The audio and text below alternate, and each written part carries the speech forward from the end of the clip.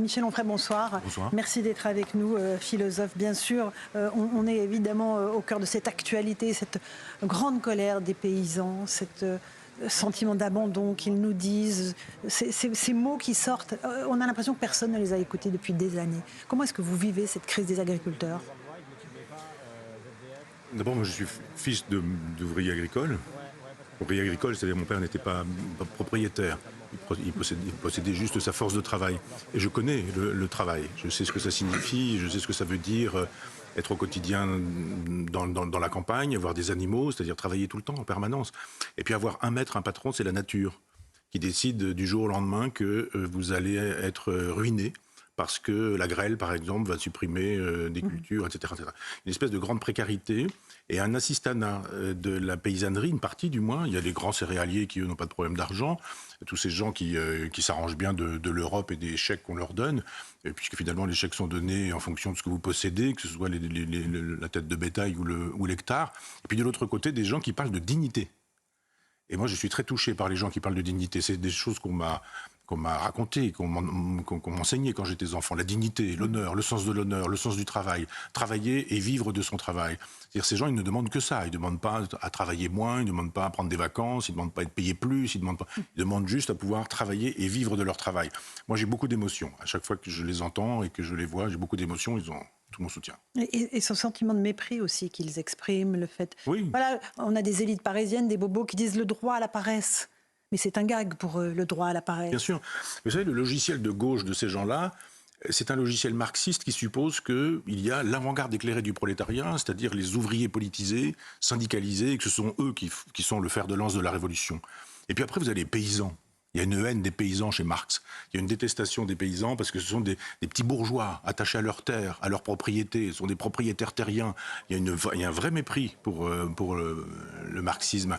Et tous ces gens-là sont encore... La NUPES est encore imprégnée de marxisme. Il y a toujours cette idée que les ploucs, les paysans, les pécores, on les choisit parfois d'ailleurs sur certaines chaînes de télévision. Il faut absolument qu'ils ressemblent aux tuches. Il faut absolument qu'on les ridiculise. On cherche des accents, on cherche des allures, on cherche des trognes, on cherche, etc., etc. Alors qu'il y a le bon sens, moi je crois au bon sens paysan. C'est-à-dire à cette idée qu'on regarde le réel nous donne des leçons, et si on joue avec le réel en disant que le réel a tort, eh ben le réel se rattrape. Et si le réel vous dit c'est ainsi, il y a du gel, il y a de la grêle, on détruit votre agriculture ou votre production, c'est ainsi, le réel fait la loi. Il y a ce qui se passe à Agen, cette préfecture, avec des pneus enflammés, ce lisier répandu sur la façade de la préfecture, tout un symbole, parce que ce que disent les paysans, c'est à l'État, vous nous avez abandonnés. Et ça fait des années que vous nous avez abandonnés. Vous le comprenez comme ça?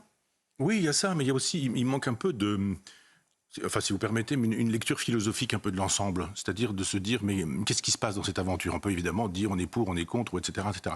Je veux dire que tous les gens de la pensée européiste sont tous des gens... Regardez Xavier Niel, par exemple, il est très impliqué dans Mediapart ou dans Le Monde. C'est aussi quelqu'un qui travaille à la viande cellulaire. C'est-à-dire, que veut l'Europe? La destruction de la paysannerie française. Que veut le libéralisme? C'est effectivement faire de telle sorte qu'on puisse industrialiser la production alimentaire. C'est-à-dire qu'il faut en finir avec les campagnes, avec les terroirs, avec l'enracinement, avec la terre qui, elle, ment tout le temps, etc. Et on vous dit, mais on prend des cultures cellulaires aujourd'hui. Vous prenez une cellule souche, et puis vous la faites grandir, vous faites une tumeur, on appelle ça un beefsteak. C'est de la viande cellulaire.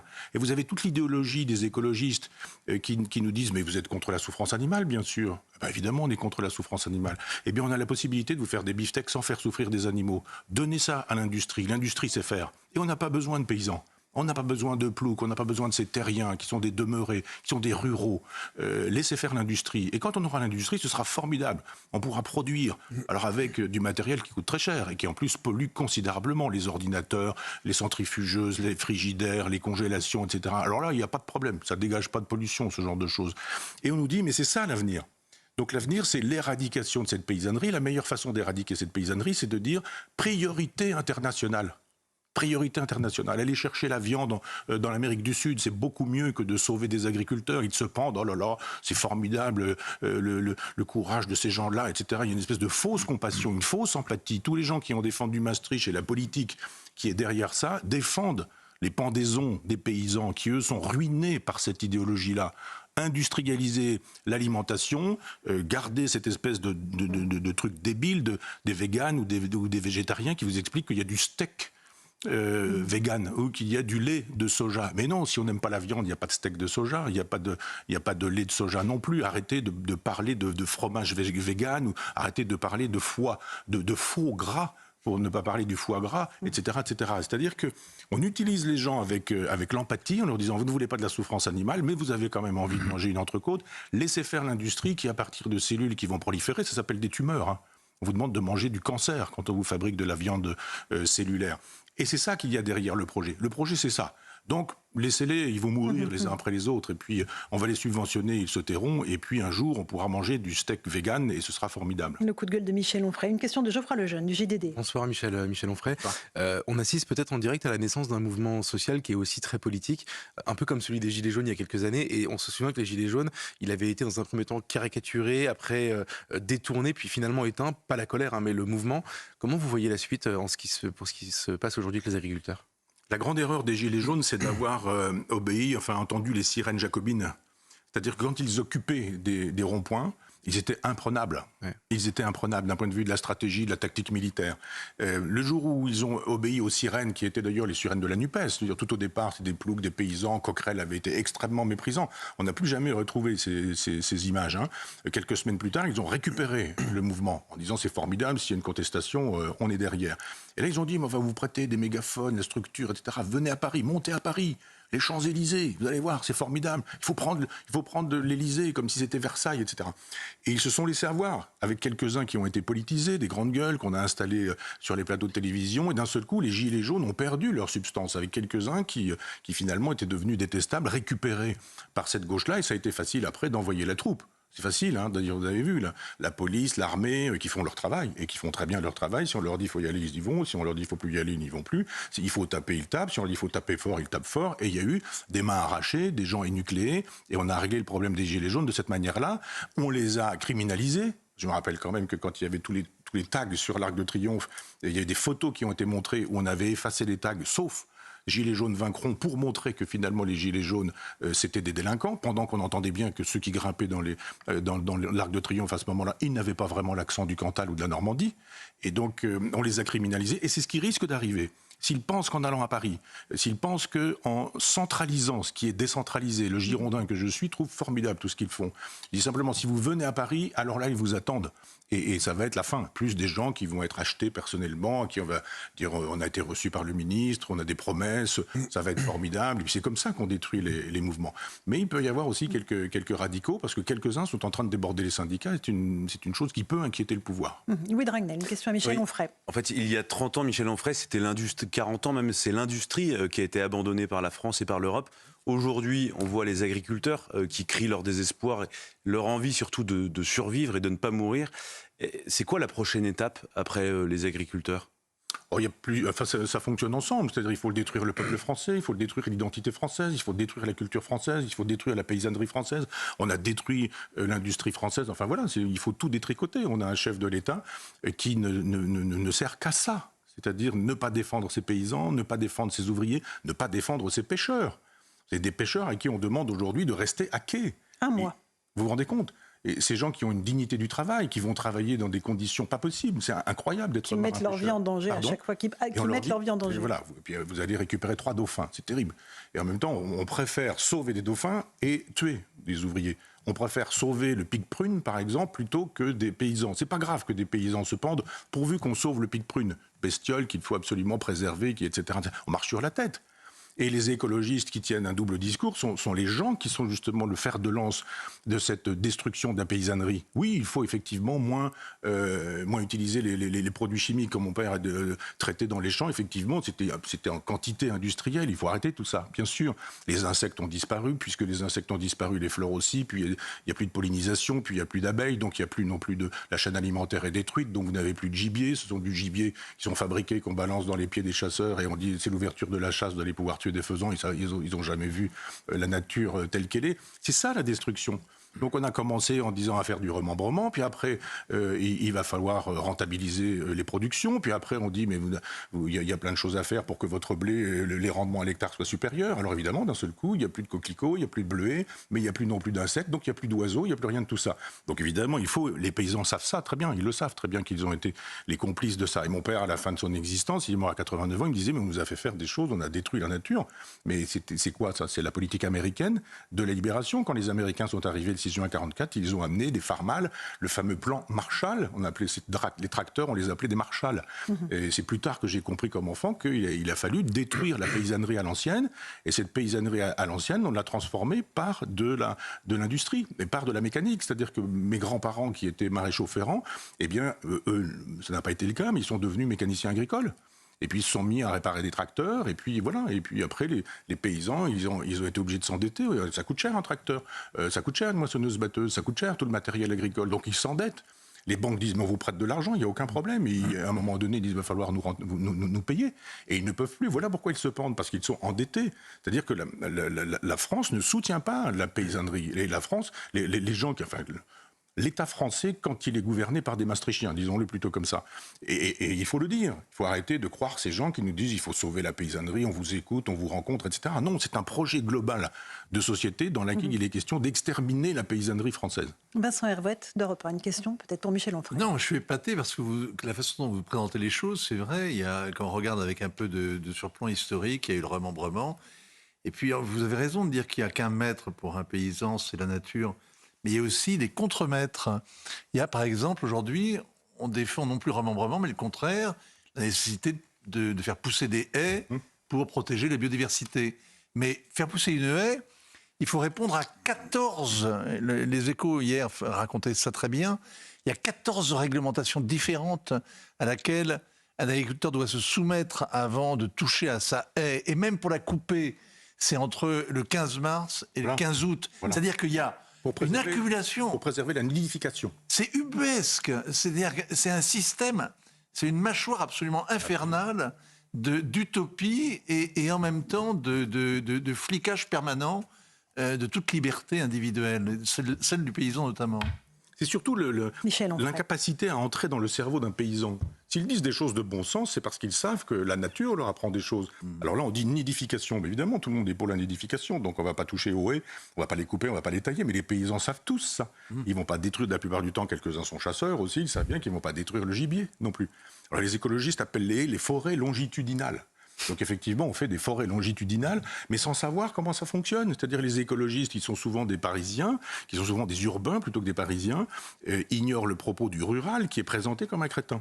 Mais si on écoute le rural, lui, au quotidien, il sait ce que c'est. La météo, ça veut dire quelque chose pour lui. La nidification, ça veut dire quelque chose aussi, c'est la suite. Souvent, il tient la chasse de son grand-père ou de son père et il transmet à ses enfants en se disant, mais on s'inscrit dans un lignage, on n'a pas envie qu'il n'y ait plus de gibier. Donc, effectivement, il pense dans ces termes-là. Mais c'est très exactement le contraire de la pensée d'un Attal ou d'un Macron.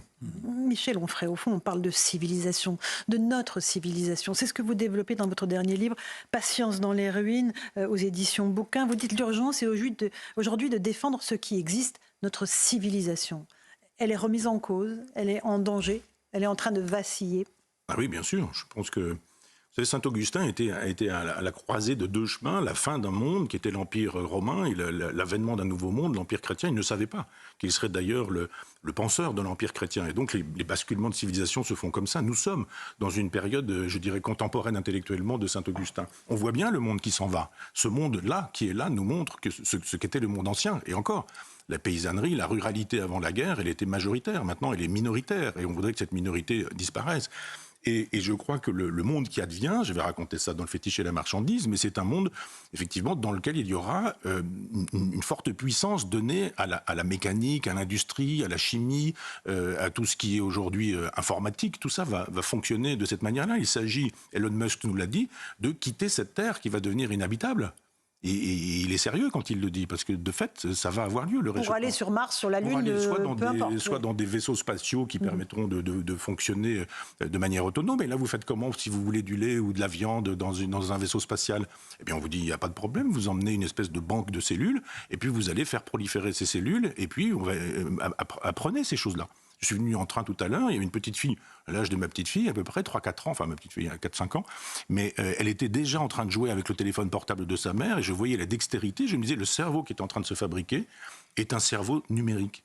Et je pense qu'à un moment donné, on lui dira qu'il y a une nourriture numérique et que jadis, on faisait souffrir les animaux, qu'on mangeait des animaux qui étaient vivants, que c'était quand même terrible. Et là, on dit, mais tu peux manger ton steak, il ne procède d'aucune souffrance animale. Et je pense qu'il faut écouter Elon Musk, parce que c'est lui qui nous dit un peu ce que sera cette civilisation vers laquelle nous nous dirigeons. Vous allez plus loin dans ce livre, vous dites qu'il faut défendre la civilisation judéo-chrétienne. Vous dites, je suis du côté des chrétiens qu'on persécute. Expliquez-nous.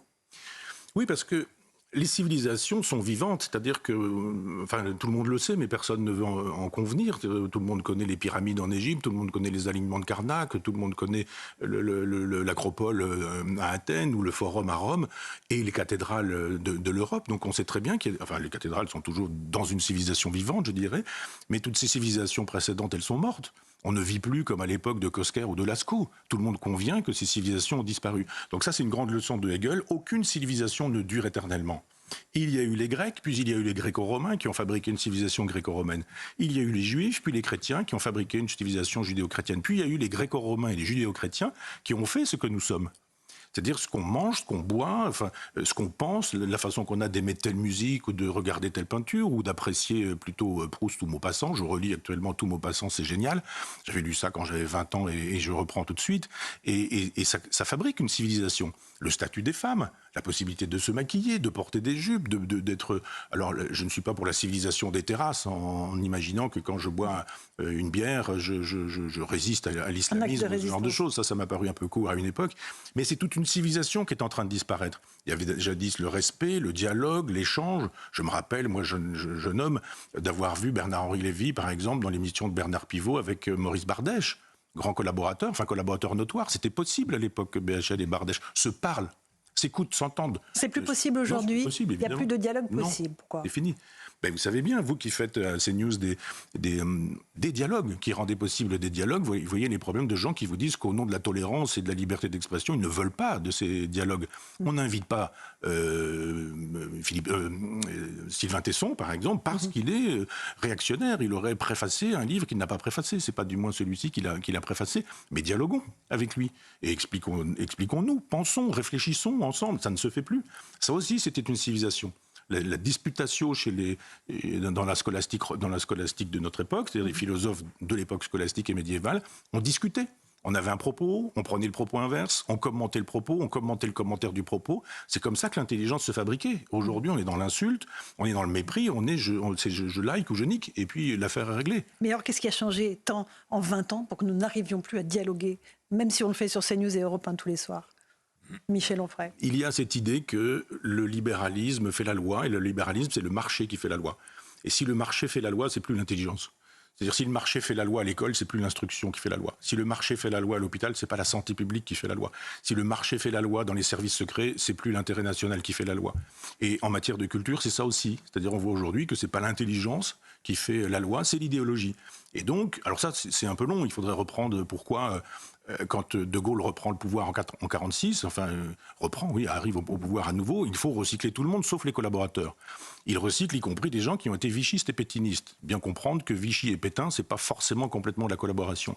Et quand il faut donner des ministères à qui on donne la défense, par exemple, quand on a des communistes, est-ce que quand on a des communistes au gouvernement, on va leur donner la défense ou la politique étrangère ? Bien sûr que non.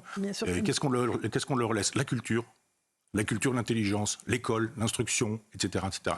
D'où l'idéologisation à gauche qui fait que laisser les choses sérieuses à la droite, la gestion des entreprises, l'industrie, etc., la défense nationale, la politique étrangère, et puis la culture, laissons ça à la gauche. Et il se fait que cette gauche-là a failli sur tout ce temps-là, parce que tout le monde n'est pas allé du côté de Malraux. Je vois avec un certain plaisir Rachida Dati citer Malraux à nouveau et nous faire savoir que la culture, c'est de permettre au plus grand nombre d'accéder aux chefs-d'œuvre de l'humanité, et notamment aux chefs-d'œuvre de français.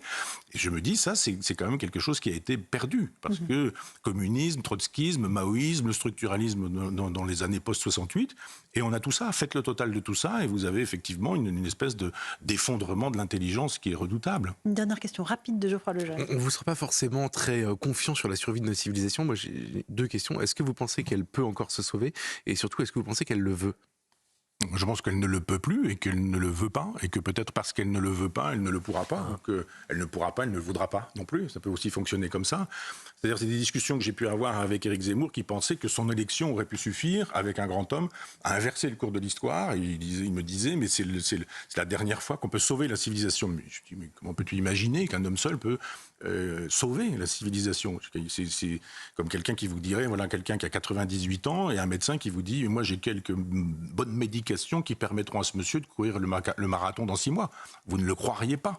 Il y a un moment de décomposition civilisationnelle qui fait que personne ne peut reprendre la main en disant on va restaurer tout ça. Non, cette civilisation s'en va, et hélas, les gens qui sont, la petite fille que j'ai vue dans le train ce matin, elle aura sa part de pouvoir dans quelques temps, et elle pensera que nous étions des dégénérés ou des demeurés. Seuls les citoyens peuvent reprendre le pouvoir, en réalité.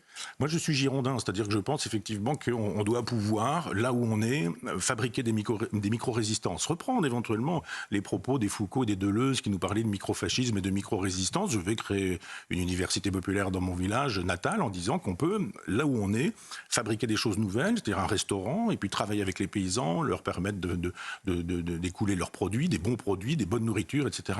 Des micro-sociétés dans lesquelles on peut dire, eh bien, ça passera pas par nous. Le nihilisme ne passera pas par nous. Et le sursaut de toute la société est possible? Toute la société Contre les robots? Non, sûrement pas. Donc c'est terminé. J'aurais tendance à le penser, mais c'est ainsi. C'est-à-dire qu'il y a un moment donné où il nous reste l'élégance, ce qui n'est pas rien, un certain nombre de valeurs, l'honneur, la dignité, c'est quand même pas mal pour finir sa vie. Bon, allez, merci Un peu plus beaucoup. optimiste quand même. Vous êtes plus jeune. On aurait de quoi faire une autre émission avec vous. D'ailleurs, vous reviendrez. Merci beaucoup, Michel Onfray. Patience dans les ruines, Saint-Augustin, Urbi et Orbi, aux éditions Bouquin. Merci beaucoup d'être venu ce soir au cœur de cette actualité brûlante pour les agriculteurs. Merci Vincent Herouet, Louis de Ragnel et Geoffroy Lejeune.